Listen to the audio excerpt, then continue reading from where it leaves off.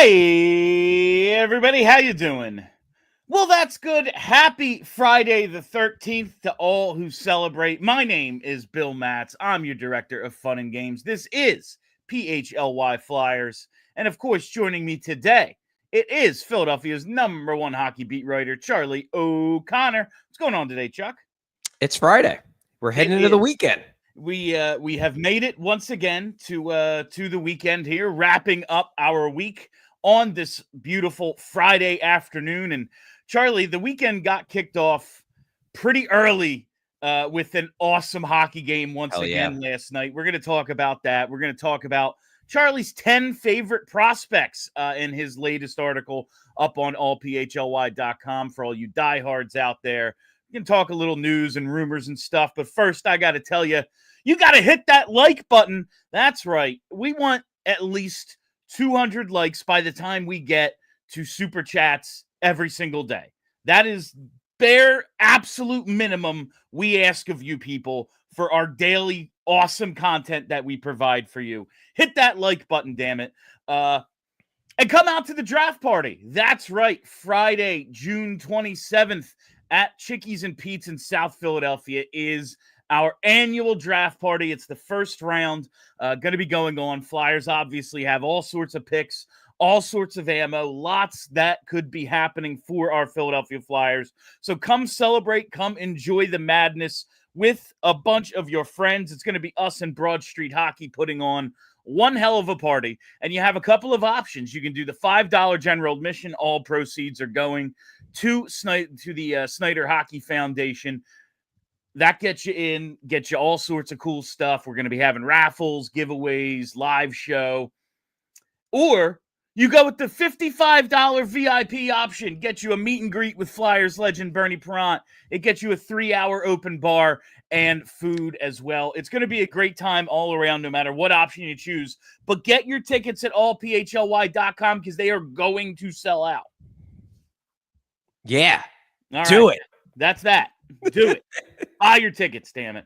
All right, let's lead it off with the Stanley Cup Final last night, Charlie, because what a game. After the first period, I'm like, I don't know. If I'm Edmonton, I might just send like Evander Kane and Corey Perry out there to just start spearing people. Like, this is how you're going to have to get yourselves back in this series. Concede the game. Try to hurt somebody. See what happens. Try to take out Bob. And no, they did it the old-fashioned way by scoring a bunch of goals. They erase a 3-goal deficit. They eventually, the Edmonton Oilers, take a 4-3 lead, blow that with like 19 seconds left, and then go on to win it in overtime. Leon Draisaitl's 4th overtime winner of these playoffs. Astounding. This series is so good, Charlie. And we even got the celebrity of celebrities. This is how you know it's the place to be. When Taylor Swift and Travis Kelce show up. The biggest story in hockey, maybe the biggest story in sports yesterday, was that Taylor Swift went to a place. I cannot imagine, like, I'm curious, and I'm sure somebody's going to do the research on this. Like, did they just go because they thought it would be cool? Or did the NHL have to give them so much to beg them to increase the visibility of their sport to get them in the arena? Yeah, that was a conversation I was having with Ava while we're watching the game. Like, yeah, the Kelce brothers both played hockey in high school. They like hockey. All right. Maybe they just went to check it out. Or, like, if I'm Gary Bettman, I'm begging them. Yes, like, what do you want? What do you want? Because more eyes are going to be on this game because you're there than anything Makachuk or Connor McDavid do. Like, that's what it is. And I got to tell you, while it has gotten annoying seeing Taylor Swift at, like, every Chiefs game, just getting a little stale, it felt kind of cool. Like, it did seem kind of like this is, like, because hockey is this kind of not mainstream other sport. Like, it's this niche thing. And all of a sudden, when the biggest mainstream thing in the world shows up, the NFL and Taylor Swift, it kind of feels like a bigger deal. I don't know. Like, as annoyed as I am by it being a constant, like, you're getting hit over the head with it at Chiefs games, I thought it was kind of cool. It was a nice change of pace. And the one thing that we always say about hockey is the easiest way to make someone a hockey fan. We've mentioned it on the show in mailbags when if somebody's like, hey, my significant other's not that into hockey. How do I get them into it? And we always to a game. take them to a game. That'll do it because Yep. it's so much better in person than it is on television. You get sucked in. That's how you do it. Like, let me put it this way. I highly doubt that Taylor Swift has never been to a hockey game before in her life. I'm sure she has, even just like singing national anthems and stuff when she was a kid. Yeah. This was an awesome hockey game. And like, if something is going to convince you to become an NHL fan and to follow this, it's a game like that where, one team looks like they're dead. They come back. Then it looks like they got the game locked down. Then the other team comes back. Then there's a dramatic overtime game winner. The crowd's going nuts. That is the kind of game that makes you a hockey fan. If you were a, hockey skeptic or a casual, that's the kind of game that makes you a diehard. And I don't know if it makes Taylor Swift a diehard hockey fan, but you know what? That Couldn't hurt.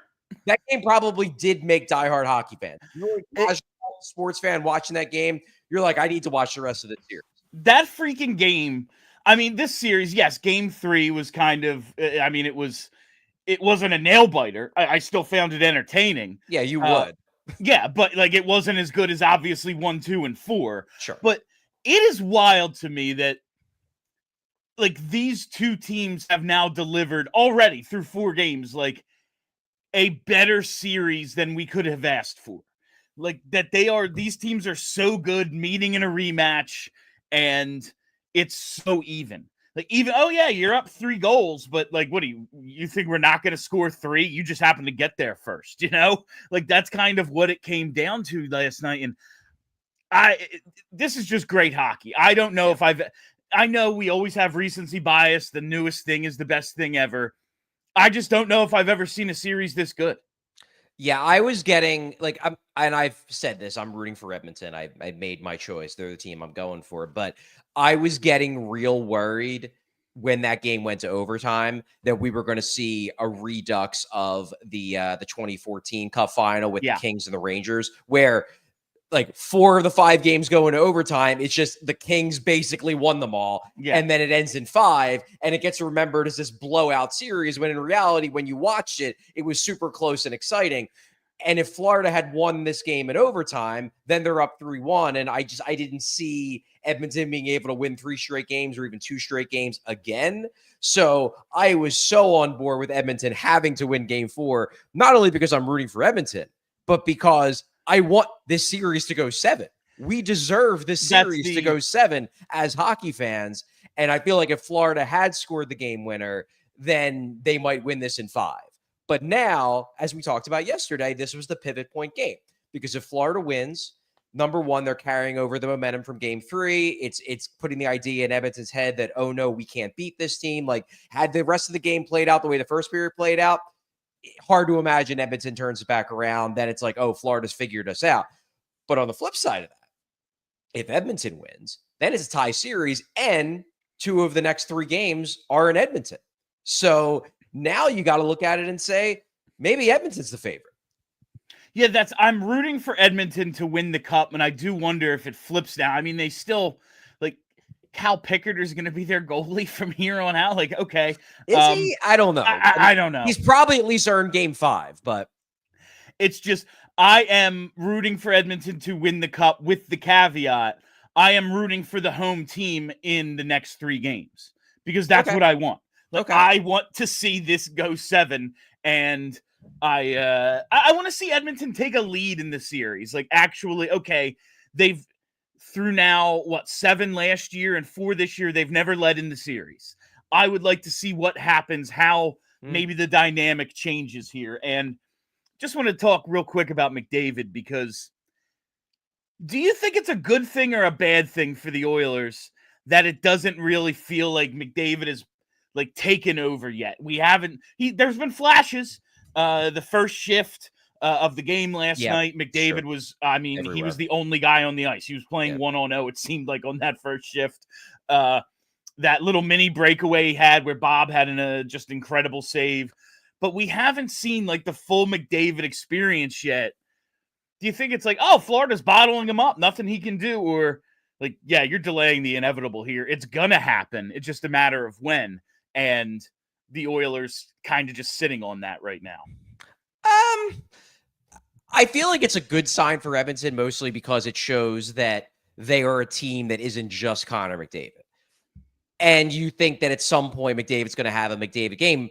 However, Barkov did a real good job against McDavid in last year's series too. It was basically like McDavid went crazy whenever he was against someone not named Barkov. And then when he was against Barkov, he struggled a bit, or at least wasn't as dominant as he was in all of his other shifts. So Florida does have that trump card in that Barkov is, if not a McDavid killer, he can suppress him a bit.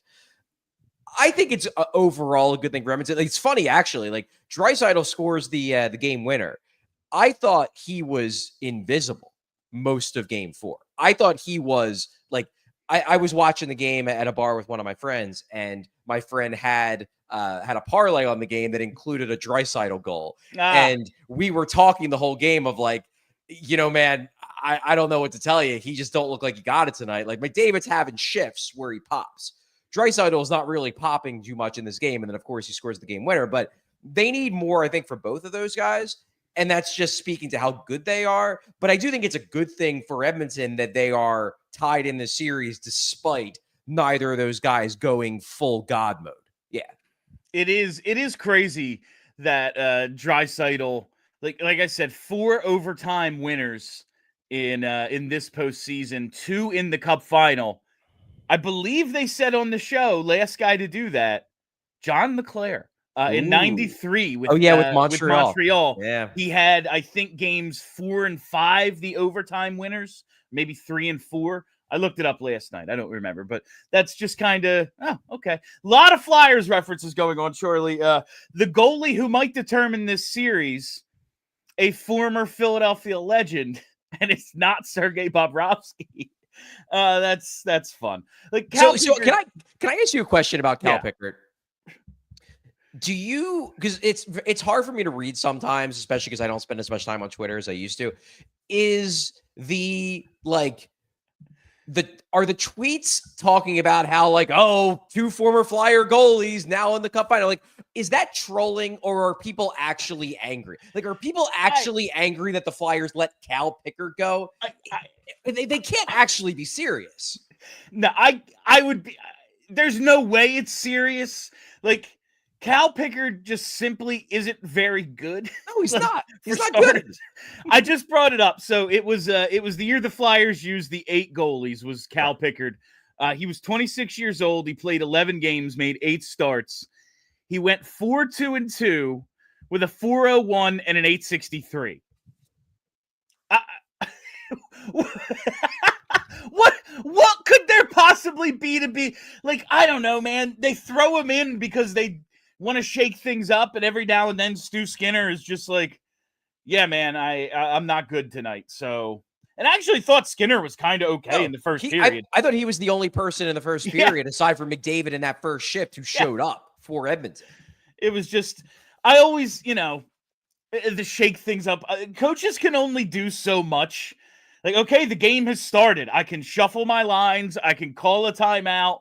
I can challenge certain things now and then, or I can change my goalie. Like, that's it. The coach, I can bench someone. If you're John Tortorella, I can make a guy sit for no reason. Sure. These are your options. And it was, I guess last night, it was like, well, we're going to have to play the Cal Pickard card. But it has to be mostly joking. Cal Pickard is not very good. Right. And I guess you could make the case that since any of the Flyers goalies. Well, that since he's joined Edmonton, the organization, he's been pretty okay. Because you look at it and you're like, okay, he joins Edmonton in 2022, 2023, posts a 912 in the AHL. The next season, he posts a 909 as a 23-game backup in the NHL. And then this season, he's at a 900 in 36 games in the NHL. That's fine. That's perfectly acceptable backup goalie numbers. But it's also worth remembering that in the wake of his exit from the Flyers, his next 3 seasons when he was with the Detroit organization were god-awful. Like, he posts a 903 in the AHL. He posts an 882 in the AHL. He posts an 875 in 3 games in the NHL. Like, did you really want them to stick with him for another 4 years to get a decent enough backup 4 years later? I don't think so. It's got to be trolling. He is doing okay on a team that has two of the best players in the whole world. Like, that has won back-to-back conference finals. Like, I don't know. Maybe he's just on a really good team, but I'm happy for, like, ultimate journeyman career, getting this opportunity. That's cool, man. Like, good for you. Take advantage of it. Yeah. He battles in there. He clearly works his ass off in net. Like, he does stuff as a goalie. Like, what are you doing out here? Oh, a poke check. Like, he throws caution to the wind kind of, and is just like, I don't care, because, like, I'm not supposed to be here, so I'm just going to work my ass off. And he's kind of fun to watch. But now, you can't be actually serious thinking that the Flyers should have kept Cal Pickard. Like, that's not a serious point of view. Okay, I'm just making sure that you agree that this is ridiculous, and that if anybody is sincerely pining over Cal Pickard while watching this series, you need to recalibrate your hockey knowledge. I mean, like, look down the other end. You know, that guy you can pine over. That guy you can pine over. Like, you can like pinpoint the downfall of this organization and where we are now to, like, the day we decided you're a career backup, Bob. You know, like, It all kind of started there. Cal Pickard is just like, because we don't have a goalie, we had to find him somewhere. And now he's having a nice little run. 9-0 in the playoffs, which is kind of nuts. It is funny that he's 9-0 with an .896 save percentage in the playoffs. Like, wild. They ask for so little. Like, Connor McDavid, I was talking to some of my buddies last night. Say he goes into negotiations, like July 1st, he can sign an extension. And apparently last time he signed the extension, his agent went in and went, "Don't worry, we're not asking for the 20%. And the Oilers went, "Thank God, because we would have had to give it to you." You know, like, what are we going to do if you ask for it? We have to. We're going to give it to you. We got it. I wonder if he goes in this time and goes, "I'm not going to ask for the 20% max. Please use that on a goalie. Like, whatever you save, every dollar you save on me, can you just get us any goaltender? Any goaltender will do, if it's not just has pads, will travel." Like, that's because that's what they're going with, and they're in the conference, or they're in the Cup Final 2 years in a row. It's this is such an interesting series. There's so much going on, and I'm gonna get a little more into the Panthers and some of their free agent stuff later in the show. But we're gonna get to Charlie's prospects and his latest article on the other side of this commercial break. Whatever the moment, it's never ordinary at Bet365, and I am absolutely kicking myself. Texted my buddies last night. After Edmonton gets on the board with their first goal, I say, "Hey, boys, you know, it's 6-1. This game goes to overtime. What if we just all get in on that?" And then I didn't do it myself, and I am kicking myself for it, because I checked the odds at Bet365. I'd like that plus 600. Didn't place the bet, and just another ticket that didn't cash. But whatever the moment, it's never ordinary at Bet365. From their 90 million users worldwide to their almost 800,000 live stream events each year, and the early payout offers across the NBA and NHL. That means if you had the Panthers last night on the money line, you won. As soon as they went up 3-0 in the first period, you didn't have to sweat it out. In fact, you could have come back, maybe placed that overtime bet. Maybe said, "Oh, you know what? Edmonton's got a little momentum here. Maybe I'm going to take them." Whatever it is, you got to place your bets at Bet365. It is my sports book of choice. I think it should be yours too. And we have breaking news from Bet365. New customers now get $150 in bonus bets when you bet just $5, win or lose. All you got to do is sign up, use the code PHLY365, deposit $10 and place a bet for $5 to get $150 in bonus bets if your bet wins or loses. Bonus bets can be used on the spread, totals, player props, futures, and more. Whatever the moment, it's never ordinary at Bet365. Must be 21 or older and physically located in PA. If you or somebody who has a gambling problem and wants help, call 1-800-GAMBLER. And while we're here, got to tell you about our friends at Ashley Furniture, because the low prices are blooming, so you got to spring into savings at Ashley, where you can save up to 50% off living rooms, bedrooms, and dining rooms, and have it all delivered for free. That's right. Set up, delivery, removal of your old stuff, all for free on Ashley. And you can get long-term, no-interest financing. But do not wait. Spring into savings now at Ashley, South Jersey, and Philadelphia. Financing with approved credit. Minimum purchase required. Some exclusions may apply. See store for complete details. Hurry to Ashley or visit ashleyfurniture.com for more information.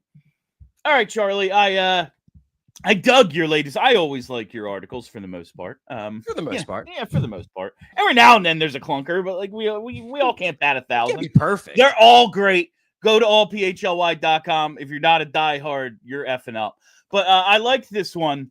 It's your 10 favorite prospects after the blue chippers, because it's like, oh, I like Michael Misa. Yeah, me too. Yeah, he's cool. He's real good. Yeah, he's real good. I wish they could get him. You know, James Higgins. Yeah, people seem to like him. He's but this is like your 10 favorite prospects after the blue chippers, and you kind of just get into some guys who, for the most part, probably aren't going to be in the Flyers range. They might be in like that middle area, and you included like, okay, how did they get them? Trade up from 22 or hope they fall, you know, stuff like that. But I did find it real interesting. We spent some time on Victor Eklund and Jake O'Brien. We've done shows talking about them because they could be potential picks at 6. I doubt it. Yeah. O'Brien, I think, is at least a possibility. It's a possibility, yeah. Eklund is not a possibility at 6. Yeah. It's probably not shocking. A fit. There's probably better players available. We've spent time on these two. But you got into some guys that I did want to talk about on some upcoming shows, if for no other reason than this is an elite name draft. Like, this draft is just nothing but dudes who should be stars of movies. Like, these are character names. Carter Bear. Like, no, you don't. What? If I was writing a hockey movie, it'd be like, that's too on the nose, bro. It's too hockey. Yeah, like, well, come on. I'm supposed to believe that that's a real guy. You know, even Easton Stick plays football, not hockey. I always think his parents must be so disappointed. Like, they named him after equipment. Anyway, but these are your 10 favorite prospects after, you know, the top guys, you know, the top consensus 6 or so. And I want to start with Carter Bear, and I want to start with I like how you laid out your biases. Like, these are the things that you like about players. Yeah. Playmaking, high IQ, high effort guys. Maybe get into that a little before we talk about the individual players. Yeah, I think it's important to be open about what your bias are. And people who have read my stuff for years and have listened to the show for years, they know what players I tend to like, you know, and it's not a one size fits all. Like, I love Sean Couturier. I love watching him play. I was a big fan of his long before he had the offensive breakout because of his hockey IQ, because he saw the game at such a high level. And I really appreciated the details, the subtleties of his game. But by the same token, I also really like the hyper skilled guys, you know, my guys like Matvei Michkov, guys who are just wizards with the puck. Also, though, Michkov is also a high thinker of the game. He has an extremely high offensive hockey IQ. So I love that. But I think it's important to be open about your biases, because everybody has them. Like, it's just that some scouts have different biases than others. And I'm not a scout, but in this exercise, I'm kind of functioning as one. I'm certainly not a scout from an expertise standpoint, but I watch a lot of hockey. It's my career. It's my life. And I've watched enough that I feel like I can pinpoint what I tend to like in players. It's not that I dislike size as an attribute. It's that it's just further down the list of the things I care about. There are a couple players on this list that some of the reasons why I like them is because they are big. They are bigger, I guess is better to say. But I don't see a 6'6" guy and be like, oh man, got to get that 6'6" guy, whereas some scouts do, and that is a bias. And like, it's not necessarily wrong. There are some players that, because they are big, are legitimately more effective, and they're probably going to zero in on those guys better than I will. But I might zero in on the guys with the high hockey IQ more so than a scout who is like, all centers have to be over 6'2". Biases are inevitable. And I feel like it's just important to be open about them rather than try to be like, no, I am objective in every way. No, and like, it's impossible to be objective when you are like, at the end of the day, it's an opinion. Like, there's no way to quantify like, okay, this guy's going to do this, and that means exactly this is going to happen. Like, there's no A to B here. It's always projection, and that comes down to your opinion. So I like how you laid that out. And I really especially liked, you mentioned Peter Forsberg was your favorite player growing up, and how you lean more towards playmakers than maybe like sniper goal scoring types. And yes. I started thinking about it. I was like, I was that way. I loved Peter Forsberg, like really appreciated that guy. When the Flyers got him, obviously it was cool as hell. Like in Colorado, he was the man. That the playoff where I think he led the playoffs in scoring and didn't make the Cup final was like, oh my God, this dude rules. And Claude Giroux, obviously a pure playmaker. Right. I gotta say, I think I've changed, and maybe it's simply because like we haven't had that thing in so long. Like, oh yeah, well, we've had all the playmakers. Like, we haven't had a freaking 40-goal scorer. So I want that now. Like, that is the thing I like, because I haven't had it in so long. And like, I'm maybe drifting away from the playmakers more. That just like hit me while reading the article. But I wanted to start, because we talked about Eklund and O'Brien. I wanted to start with Carter Bear, because while you lay out some of your biases, like, this is maybe not what a random listener would be like, oh, Carter Bear, that's a Charlie guy. Like, I feel like doesn't maybe check all of the boxes that you typically like. I would never say, oh yeah, this guy's relentless, Charlie's going to love him. Like, that would never be maybe the thing I would think first when thinking about the kinds of players that you like best, but that is exactly how you describe Carter Bear. Yeah, and I do like guys who have that super high compete. I find that very fun. It ultimately didn't necessarily pan out the way I envisioned he was going to pan out, but this was a big reason why I really like Joel Farabee in his draft year, because, and I actually do see not what Farabee ultimately became as an NHL player. I feel like he, maybe pulled back a little bit on the constant energy that I saw him have at the USNTDP. But Bear reminds me a little bit of what I liked about Farabee in that draft year, that he just kind of manufactures extra possessions through sheer work and sheer effort. He's a really good forechecker. But the thing is like, he's got like the mentality of a third liner in the skill set of a top sixer. And those guys I love, because it's like, yeah, you get a great forechecker, they're fun. But then get me the guy who also could put the puck in the net too. And that's one of the reasons why I really, really like Victor Eklund. And it's one of the reasons why I really like Carter Bear. They're just fun players to watch because they're always doing things. I love the subtlety. I love the hockey IQ, the guys who just see plays way in advance. But I also like the guys that are exciting because they're always doing things. And Carter Bear is always doing things. I never want it to look like soccer where it's just a neutral zone, like back and forth game. I like when a guy is getting in on the forecheck like that. And then also, like we've talked about with the 2 years ago when the Flyers' fourth line was Hathaway, Paling, Cates.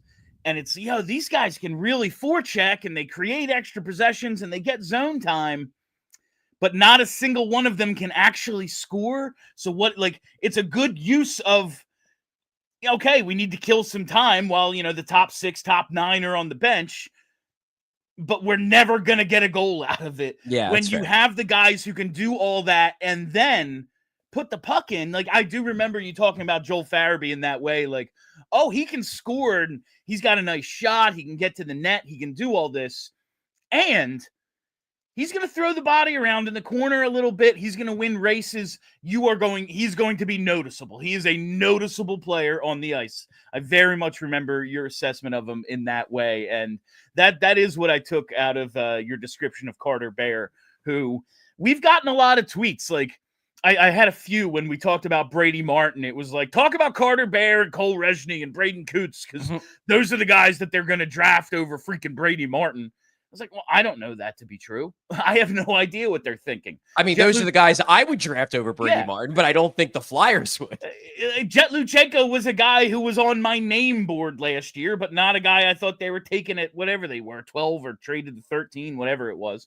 I have no idea, but I like that you laid out the article this way and started out with a guy, with a couple of guys we've talked about, and then went to Carter Bear, who I always wanted to get to and didn't know when we were going to do it. And this was a good opportunity because, the little I have seen of him, he's fun, man. Like, he is it would be a really fun trade up option if they were to go up and try to get Carter Bear. If he's probably not going to be there at 22, if they were able to get into the teens and get him. He's absolutely an intriguing trade-up option for me. Now, he's probably a winger at the NHL level. He's played center, but I think he's probably a wing. And given his forechecking ability, I think I want him to be a wing. I want him to be F1 as much as possible. I think it fits his strengths the best. The interesting part about Carter Bear, though, in terms of where he might fall. So there was some thought that he could slide a bit, and there still is some thought that he could slide a bit because he lacerated his Achilles at the end of the season, knocked him out for the rest of the season, and knocked him out for the for all the tournaments and whatnot, for end of season stuff, for the playoffs. So it was a bummer. And there was some thought that perhaps he could fall as a result of that because it's a serious injury. Apparently, his recovery process is going very well. He's already, working out and skating. Now, he's not necessarily going to be fully cleared for a bit, but he is making real progress. So it seems like the buzz right now is that he's probably not going to fall as much as maybe some people initially wondered he might in the immediate aftermath of the injury. I think he's probably going in that 10 to 16 range, probably. But I guess you could see a world where some teams get scared away by the injury, by the fact that he's not the biggest guy and he doesn't have the greatest skating. He's a good skater, but there are teams that look at it and they're going to say okay, well, if you're not 6'2", he's 6 foot and kind of thin, then you better be a great skater. And I don't think he's a great skater. He's just a good one. Maybe he falls a little bit. And if he falls into the, 17, 18, 19 range, which I'm not expecting, but I guess it's possible, then a trade up does become easier. And I do think that he has the character, the compete, the, that overall, I don't even want to say just the Flyers like guys like this. They like the guys that they feel have the hockey character that they want, and it seems like Carter Bear has it. So I could see Carter Bear being a guy that the Flyers like enough to at least consider trading up for. And when you mention the skating, he's good but not great, we know that the Flyers tend not to care too much about that. He's a better, I think you graded him a B. He's not a bad skater by any means. I think he's probably a B plus. Probably a B plus. He's a good skater. The Flyers have taken guys in that range with lesser of a skating tool. They tend not to be bothered by that. They think they can fix it. It's a mechanical thing that we can work with them on. And listen, I think they've been right more than they've been wrong about that. So I would not be bothered at all by a Carter Bear pick. This next one, Cole Reschny. I just like how you laid this out, Charlie. Some prospects are blessed with high-end physical tools, players who are just bigger, stronger, and faster than everyone else they face. But there are also those that are not. And which brings us to Cole Reschny. And I just found that very funny. Physical tools-wise, no. But he thinks the game at a high level, and that's the thing that you always seem to come back to the most. And you say, he's under 5'11", he's $180. not exactly a great skater, not the biggest shot, but the IQ makes up for so much of it. Yeah. Cole Reschny legitimately might be my favorite prospect. Like my personal favorite prospect in the draft, not in the sense that I think he's going to be the best player, but just that he checks so many of my boxes, and the boxes he doesn't check are the ones that I tend not to care as much about. Like, look, I love really, really fast skaters. There's a reason why Cullen Potter is on this list, because he's an incredible skater. And I love watching really fast dudes. There's a reason why I loved Andrew Cogliano for years, because he was just incredibly fast and super fun. But Reschny is so smart. And I love guys like that. I love guys that think the game at such a high level, that can make these passes where they just, how did you even see that guy on the other side of the ice? How did you know he was open? Reschny just is so smart.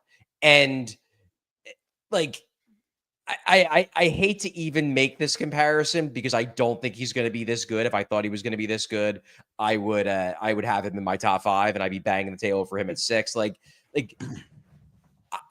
in the way he thinks and in his playmaking ability, like I see some Claude Giroux. I do.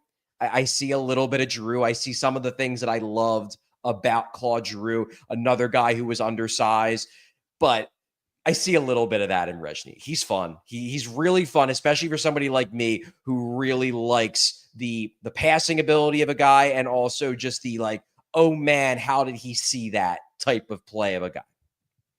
And like, again, the chances of the chances of anyone in this draft turning out to be as good as Claude Giroux, like that is a 1% outcome, Yeah.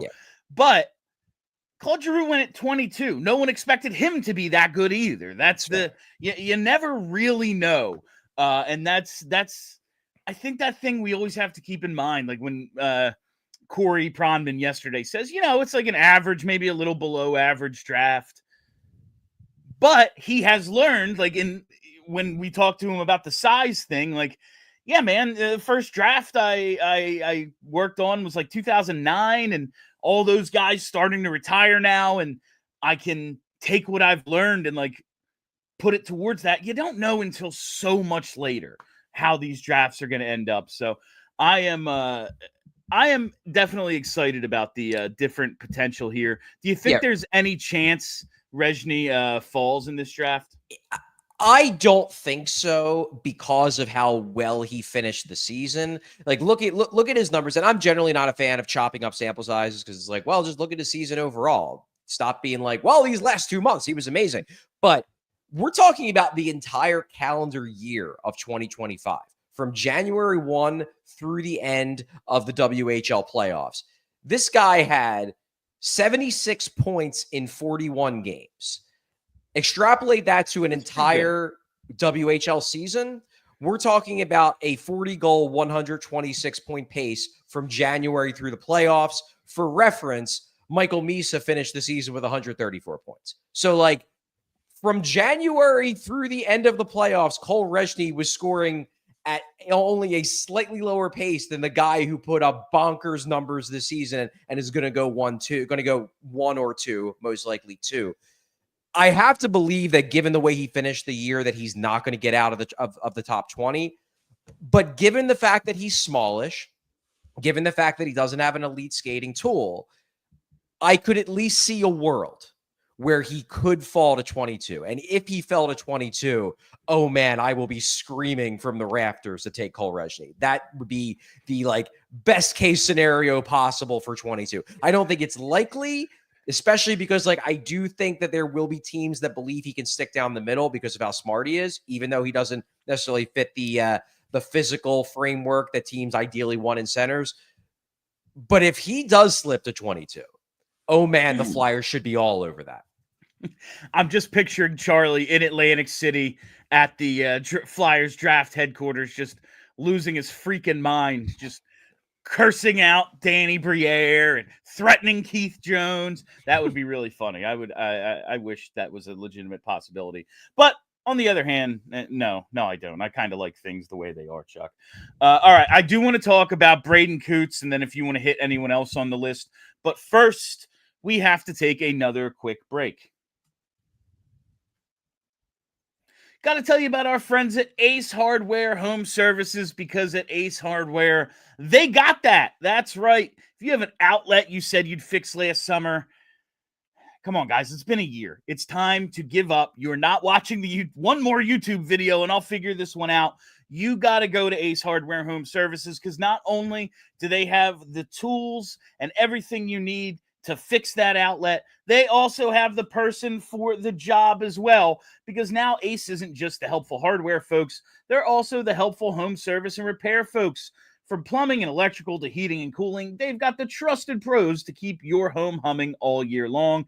At Ace Hardware Home Services, they're bringing helpful home, the helpful you love from the store, now to your front door. From Philly to the Jersey Shore. All you got to do is visit Ace Hardware Home Services online at acehardwarehomeservices.com to get started on your next project. Do not wait. You know, it's hot already. We had that 90-degree day yesterday. Outstanding dealing with any sort of air conditioning, heating, cooling issues. Make sure you check out Ace Hardware Home Services. And now I got to tell you about Lucy Nicotine. What is Lucy Nicotine? It is 100% pure nicotine and always tobacco-free. Lucy comes in breakers and pouches, traditional nicotine pouches. That's kind of the way I like to go. But the Lucy breakers, they're nicotine pouches with an extra surprise. Each pouch holds a capsule that can be broken open to release extra flavor and hydration. You got to set yourself up with a subscription today and have Lucy delivered straight to your door. And something I noticed recently, if you're not ready to make that commitment, get a 6-pack delivered to your door every month, whatever it is, go to Wawa. They actually have Lucy at Wawa now. You can check it out, find out for yourself, and then level up your nicotine routine with Lucy by going to lucy.co/PHLY and use promo code PHLY to get 20% off your first order. Lucy has a 30-day refund policy if you change your mind. Again, that's lucy.co/PHLY and use code PHLY to get that 20% off. And here comes that fine print. Lucy products are only for adults of legal age, and every order is age verified. Warning, this product contains nicotine. Nicotine is an addictive chemical. Always like seeing stuff I advertise at Wawa. It excites me. I'm like, that's me. I did that. Yeah, Probably. It's all you. All you, William. It's my Wawa. I'm there like twice a day. So I should take credit for it, quite honestly. Anyway, Braeden Cootes. I feel like they have to draft him and then try to trade him for Shea Weber. Come on, Braeden Cootes. This is absolutely perfect. It's funny. It's these guys, man. It's both of them. Yeah, it's both of them. But anyway, you have Cootes on the list. You think he really showed up at U18 Worlds? That's kind of when he got on the radar as a. I think he was on the radar. I just made the point that I find it funny that Brady Martin is getting like, oh my God, Brady Martin under 18, so good, and Braeden Cootes outscored him on the same team and was the center on that line. I just find that interesting. I do. I feel like Cootes, though, we were seeing him maybe in that Flyers 22 range, and now he's moved up a little bit where it's, he could be there, but perhaps not. But it is funny to see, like, he didn't lead team. Brady Martin didn't lead Team Canada in scoring. I was honestly surprised by that fact, just based on everything I've heard about Brady Martin at Worlds. But I'm intrigued by Braeden Cootes. It's not just his name, but what is the thing you like best about him? I just think he is like the ultimate line mate. He does so many subtle things that makes life easier for his line mates, and I love that aspect of Braeden Cootes' game. Like, I just love he wins battles. He's good at spacing. Like, he's not quite Carter Bear relentless, but he's a real good forechecker. He just finds ways to get his teammates the puck in dangerous areas. He's not necessarily going to be the guy who scores the highlight reel goals, but he's the guy you put on a line with the guy who scores the highlight reel goals to get him as many touches as possible. We'll get him as many touches as possible. He just strikes me as a guy who's going to drive play in the NHL, and he strikes me as a guy that you want on lines with better players. I think he's going to stick down the middle. I think he is a potential 2C, but definitely a middle six center for me all day. And I say this in the article, the one thing that maybe gives you a little pause if you're the Flyers is he reminds me a lot of Luchenko. Now, Luchenko is a lot faster. Luchenko has the elite skating tool, and Braeden Cootes does not have that. But they are similar in their very detail-oriented, intelligent approach to the game. I like Braeden Cootes a lot, and if the Flyers want to beef up their center depth, like, he would be great for it.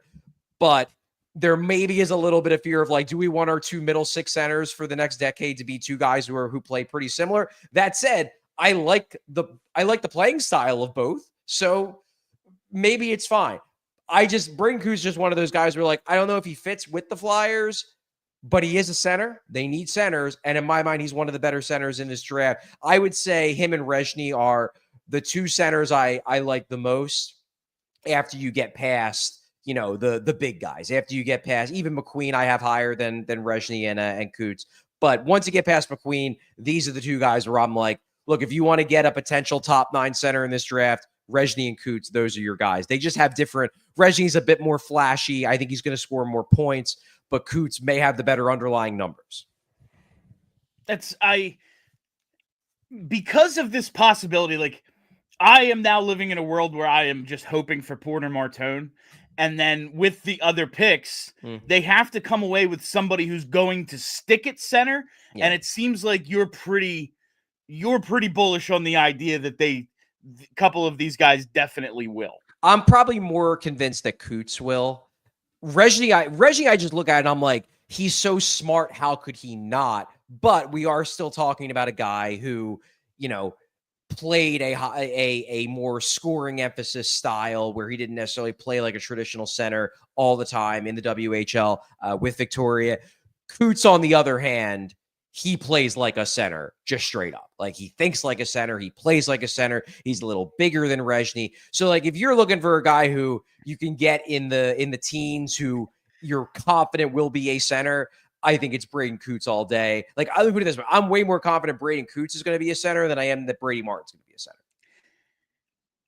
How would the Flyers locker room handle the nickname situation for their captain? Good question. Like, that's really the big question about Braeden Cootes. If the Flyers, like, you acquire a guy and someone else on the team has a number, like, the better player gets the number. And sometimes you have to buy it off of him or whatever. But this is the man's name. Like, it's his actual name, and it's what we call the captain. That is you could have some fun with it, situation. Like, you could, because I know, like, Noah Cates has gotten the, like, Cootes Jr., but like, you could then call Cootes Jr., and then maybe you just call him Junior. You just like JR, Yeah. Like, have some fun with it. Can we put Couturier, Cates, and Cootes on a line together? Like, it's not maybe the fastest line, but the killer C's. I don't know. Yeah, I would. That would be real. His name cracks me up, and I want them to draft him just so we can get a story from someone on how the locker room is handling the Couturier nickname situation. Like, he's the longest tenured athlete in the freaking city. Yeah, he's the captain of the team. What do we do? I never write out Couturier. I write Cootes. Yeah. This is the man's name. All right. Anyway, enough of that. I want to get to a couple other things, Charlie. So is there anyone else that you really want to, from this list of 10, check it out, the whole list at allphly.com. Is there anyone else you really want to get into? I guess I'll talk a little bit about Alexander Zharovsky, because he's fun and he could be there in the late first, early second. Like, I don't think he's going to go in the teens. I think there's enough questions about translatability. Obviously, we talked to Corey Prom yesterday, and there are some teams, he said about a third of the teams in the NHL just won't take Russians because they didn't get to watch them up close. The decision makers didn't get to watch them in person.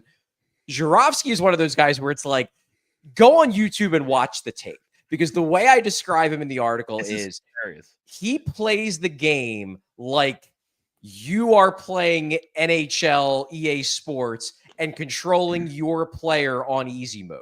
Because where, like, you're just like, oh, I'm going to go get that puck. Oh, I'm going to try to dangle. Oh, I'm going to, like, zoom around the zone. Like, he plays. That's his style. That's the way he played in the MHL. And while that style isn't necessarily very translatable to the NHL. I like the assertiveness, and I like the fact that he has the skill to do it and that he wants to impact every shift.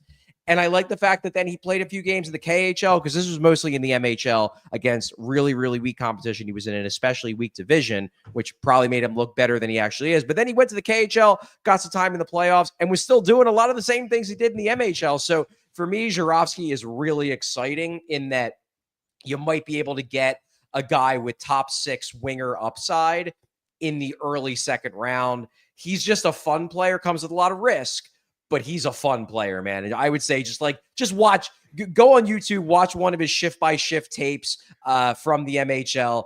And there's no way you're not going to be like, man, this dude's fun. Is it comparable to Laflemme in Goon? Like, is it that wild? It's not that wild, because I don't know if I would call Zharovsky a puck hog. Okay. It's just that, like, he's always like doing the thing that if you were playing a video game, you would want the player control player to try to do. All right. I want to get to, let's do the Mason Marchment thing before we get to Super Chats, Charlie, because I just have one question for you here. And it was Anthony DeMarco tweeted the other day when David Pagnotta tweeted about potentially moving Mason Marchment out of Dallas. DeMarco says, I have heard Marchment is a guy Philly likes. If they're looking to add size up front, I wonder if they'll pursue him. Now, we'll see if they actually do or don't. But, Charlie, he turns 30 in 5 days. He's in the final year of a deal, making $4.5 million average annual value with a 10-team no-trade list. Other than being 6'5" and 212 pounds, what does he bring to this team? He's a 20-goal, 50-point guy. Like, he's exactly what they already have, just taller. Yeah, I like Mason Marchment as a player. I do. He's a good player. If we were in a different position, absolutely. Yeah. But, like, adding a 30-year-old to a team that, like, something I wanted to get to that we're probably not going to is, like, Kevin Kerr's confirming, oh, yeah, I've heard that Philly's not in on any big money free agents this offseason. And listen, GMs get paid to lie, so who knows? But, like, all right, he's in the final year of a deal. He's 30. What does this do for us 3 years from now? Yeah, my first thought when I saw this report was that classic the classic scene. It's been turned into a GIF, but it's the classic scene from Harold and Kumar when Ryan Reynolds makes the cameo and he just takes off his mask, his doctor, and he's just like, but why? And I believe it's because one of the main characters is saying, like, we have to use marijuana because he's trying to get weed. Yeah. And Ryan Reynolds is like, but why? And that was my first thought, because it's like, I like Mason Marchment, good player. Yeah. But why do you need an expiring contract wing who's 30 years old? Now, this would make sense to me if the Flyers were trying to turn the corner and trying to make a push for the playoffs this year, because good player, maybe you can get him for a reasonable price. And then maybe you're like, we'll try to sign him to a 2-3 year deal afterwards because we like him and we do want size up front. But he doesn't fill a real need aside from this size thing that DeMarco has kind of been the one who, like, is really banging. Like, he was the Nick Hague guy. Now he's like Mason Marchment, like, Flyers want size. It's interesting that he's the only one who's really pushing it. So you almost, I don't think he's lying, but I almost wonder if, like, he's getting his information from one guy in the organization that really wants them to go after size. It's like dying for this team to be 3 inches taller on average. Exactly. Like, yeah, maybe. If they were in a different position, it makes sense. I just don't get how this benefits the team, like, in the spot they're in. It doesn't. I don't know. Maybe there's just something I don't see here. It's another one of those moves where, like, if you make it, cool, but then you got to make more for it to make sense. Like, you can't just, like, say, oh, we got Mason Marchment and that's our offseason. Like, if you get Mason Marchment, cool, now go out and get 3 more guys and say we're trying to make the playoffs next year. No, like, you then need to go get Demko and Ekblad too. Like, that's the just because I think half my personality for this summer is going to be sign Aaron Ekblad. Are you a yes or a no on Ekblad? I really haven't looked too much into his situation, what he would cost, and what his age is. My initial instinct is no, but I could be convinced the more I look into it. I'm willing to go 7 times 9.5. I think that's my. Okay. It's going to cost money. It's not going to be cheap. It will. It's not going to be cheap. Yeah. All right. Before we get to super chats, I got to tell you about the Stanley Cup Puck Knower bonus. That's right. If you know ball, we've got another ball knower bonus for you here. And it's for each game of the Stanley Cup Final. And all you have to do is pick the winner of that game. Now, for some reason, they had the extra day off in Florida in between games there, but there's only going to be one day. So the next game is tomorrow. Get your picks in. Here's how you do it. You click the link in the description below and then make your pick. You choose the Oilers or the Panthers. Who's going to win game 5? Then you place an order in the ALLCITY merch store for $25 or more. If you pick correctly, you get a gift card to the merch store for the same amount as your original order. Very simple. It's basically you make the pick right, you get a BOGO. Pretty much how it works. Now, you must click the link in the chat or in the show notes to qualify for the gift card. Pick the Oilers or the Panthers. Make your order. It's that simple. So for all ball knowers, make your pick, then place an order. If you pick correctly, you're going to get a gift card from us for the same amount as your order. That's the Puck Knower bonus from PHLY. And all the on-sale items, they are eligible for the promotion so long as the total value of the order is at least $25 at checkout. And while we're talking about some internal things, I got to tell you about something that's going to be real fun coming up next Wednesday, June 18th. It's go time. PHLY is going live for 12 straight hours. It's going to be a streamathon presented by our friends at TrueMark Financial. That's right. It's a full day of wall-to-wall sports, laughs, chaos, and your favorite PHLY talent doing what they do best, keeping Philly fans entertained. That's right. We're going to be talking to special guests. We're going to have behind-the-scenes surprises. It's maybe going to be a little friendly competition between the shows, so make sure you all tune in that day for the Flyers show and give us all those likes because I'm going to win this competition. Whether you're down with the birds or you're bleeding orange or you're just here for the vibes, you're not going to want to miss this. It's all going to be streaming right here in our YouTube channel. And here's the kicker. The best way to support us, simple. Tell you every show. Hit that subscribe button. It helps us to keep creating the content you love. And it gives you front row access to every moment of the madness. So mark your calendar, clear your schedule, and get ready to ride with PHLY. 12 hours, one city, all vibes. Wednesday, June 18th, PHLY Streamathon. Subscribe! All right. Let's hit those super chats, Brenna. All right, we lead it off with Nathan. Where have you seen Potter going in the draft? I'd love to have him at 22. He reminds me a bit of Farabee with his two-way ability with a bit more speed. I think so. Colin Potter is one of my 10 guys that I really like. Love the speed. He might be the best skater in the draft. Like the fact that he is already doing decent against college competition. I think that I tend to like that in draft picks. Guys who have, played against men and succeeded, played in college and succeeded versus guys who are just dominating juniors because it's a little bit tougher to know if that's going to translate. So I like Colin Potter a lot. I think he goes first round, but I could see him slipping to the end of the first round. I could see him being there at 31, 32. If you really want him and you really like him, you probably have to take him at 22 to be sure. But I could see a world where the Flyers take somebody else at 22. And then if they actually keep all three of their first round picks and they're still sitting there at 31, 32, maybe they dump a second rounder to trade up to 26, 27, and you maybe could get him there. All right. Be interesting. All right.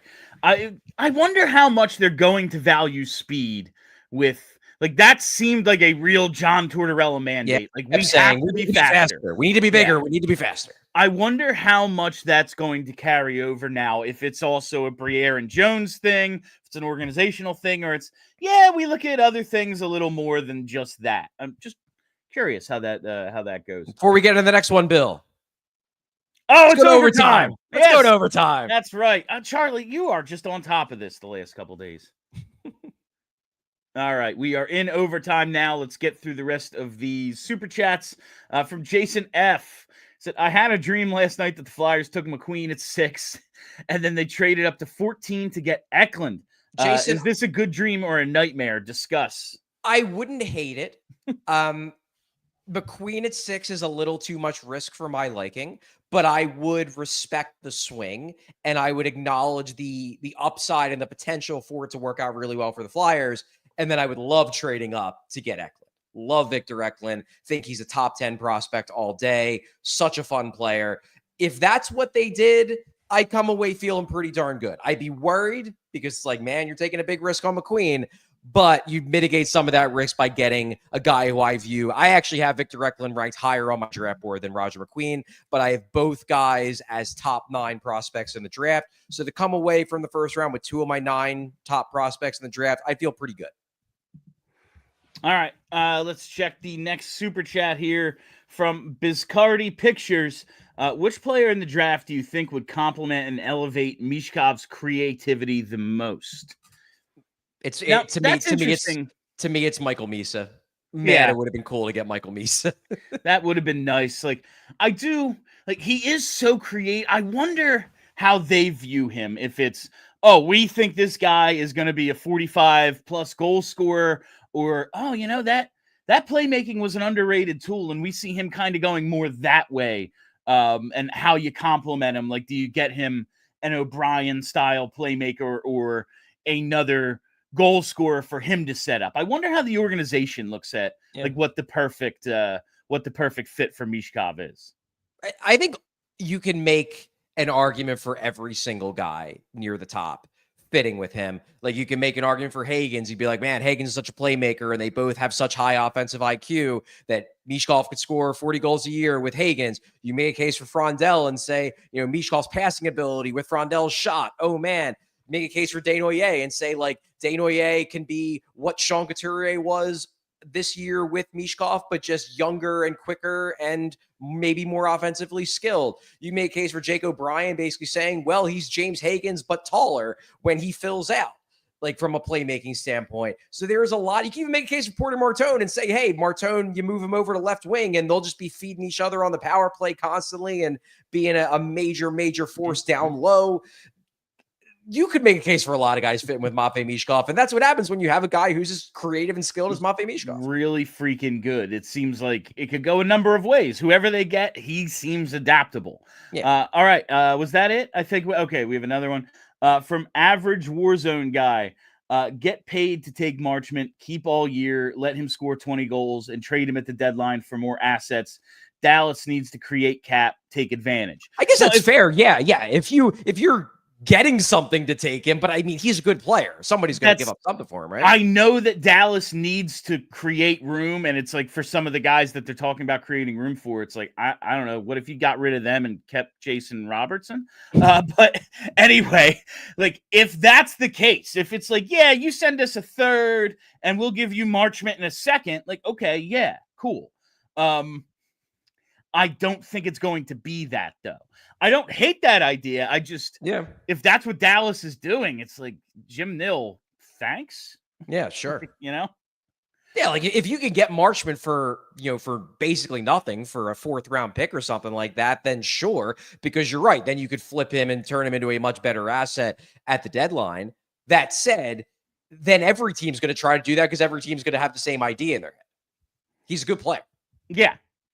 All right. Do we have any more? I think that is it. All right. And that is all the time we have for you on PHLY Flyers today. Thank you all for listening. Thank you for hanging out. If you haven't already, you got to hit that subscribe button and hit that like button. That's right. We need the likes. I can't see the total, but I know it's not enough. So hit that freaking like button and make sure you're following us right here on the YouTube page. Set that reminder bell so you never miss a live show. We'll be back Monday at noon. There will be some weekend content dropping for you here on the YouTube page as well, so keep an eye out for that. Follow us on Twitter at PHLY_Flyers. We are also on Blue Sky, and follow the podcast wherever you get those. Just search PHLY Flyers. That's it for us. I am Bill Matz. That's Charlie O'Connor. Until next week, let's go Flyers. We all silly like the mayor.